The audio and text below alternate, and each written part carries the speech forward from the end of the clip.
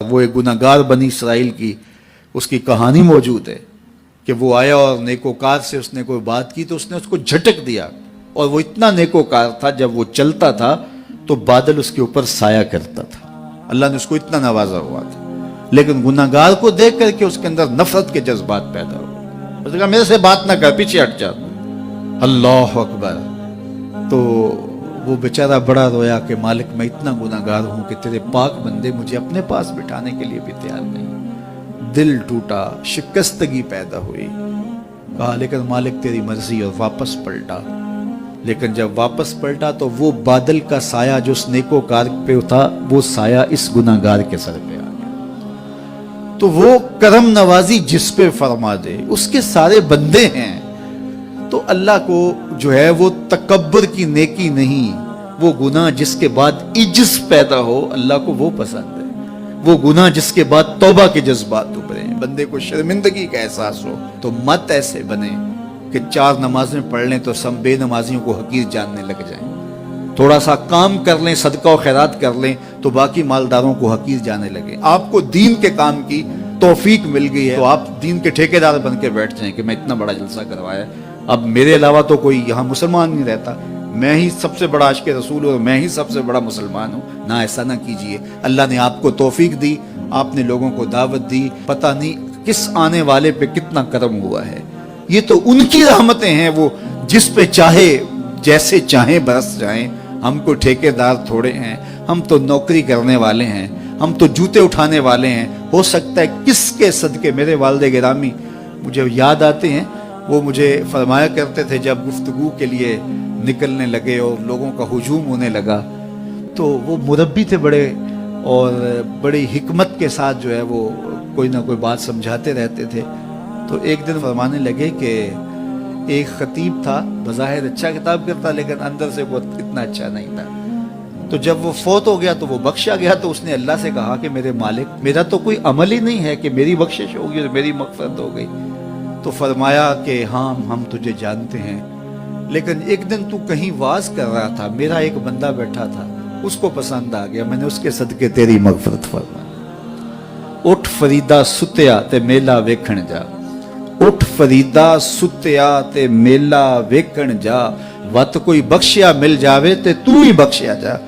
تو پتہ نہیں کس کے صدقے سے اللہ رحمتوں کا نزول فرماتا ہے، بے عمل کو دیکھ کر کے۔ اس سے نفرت نہیں ہے، نفرت تو گناہ سے ہے، گناہگار سے نہیں ہے، لیکن کوشش کی جائے کہ یہ عمل بد چھوڑ دے۔ اللہ اکبر۔ ایک جنازہ گزرا اور وہ جنازہ کسی غیر مسلم کا تھا، تو چشمان رحمت میں آنسو آ گئے۔ تو صحابہ نے پوچھا کہ حضور یہ یہودی ہے یا عیسائی ہے، کوئی اس کا جو مذہب تھا وہ بتایا۔ تو فرمایا کہ مجھے اس بات پہ افسوس آیا کہ یہ اسلام نہیں لا سکا اور کفر کی حالت میں مر گیا، تو اگر یہ اسلام لاتا اور جو ہے وہ جنت کی راہوں کا مسافر ہوتا تو کتنا اچھا۔ یہ اس کے ساتھ بھی ہمدردی ہے۔ تو اللہ کی مخلوق، یہ جنت کے اکیلے ٹھیکیدار بننے کی کوشش نہ کریں کہ میرے علاوہ کوئی جائے ہی نہ، جنت کے دروازے پہ میں بیٹھ جاؤں گا کسی کو، یہ زیادتی ہے۔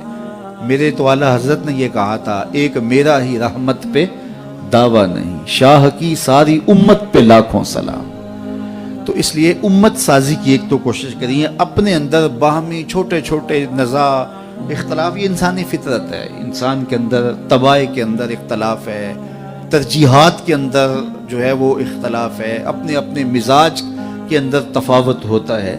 تو ایسا نہ ہو کہ چھوٹی چھوٹی باتوں سے آپ جو ہے وہ امت کو پھاڑ چیر کے رکھ دیں، نہیں، بلکہ امت کا جو تصور ہے اس کو قائم رہنا چاہیے۔ تو گناہ کے بعد جب انسان کے اندر ندامت کا اظہار ہوتا ہے، وہ جو آنسو ٹپکتے ہیں، بندہ اپنے آپ کو چھوٹا سمجھتا ہے، میں اتنا گناہگار، میں پاپی، میں مجرم، میں میلا اتھرو، جب وہ اپنے آپ کو دیکھتا ہے کہ میں اتنا برا شخص ہوں، تو پھر اللہ کی رحمتیں اس کے اوپر متوجہ ہوتی ہیں۔ تو اس کو پسند ہے کہ جب بندے اس کے حضور عاجزی کرتے ہیں، اس کے حضور معافی مانگتے ہیں، تو مت کسی کو حقیر جاننا کہ یہ گناہگار ہے، نہ جانے اس کا انجام کیا ہو۔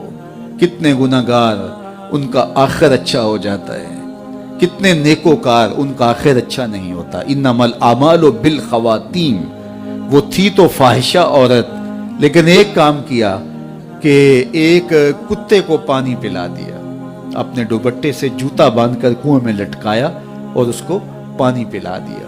حدیث پاک میں آتا ہے اللہ اس کے صدقے سے اس کی خطائیں معاف فرما دی۔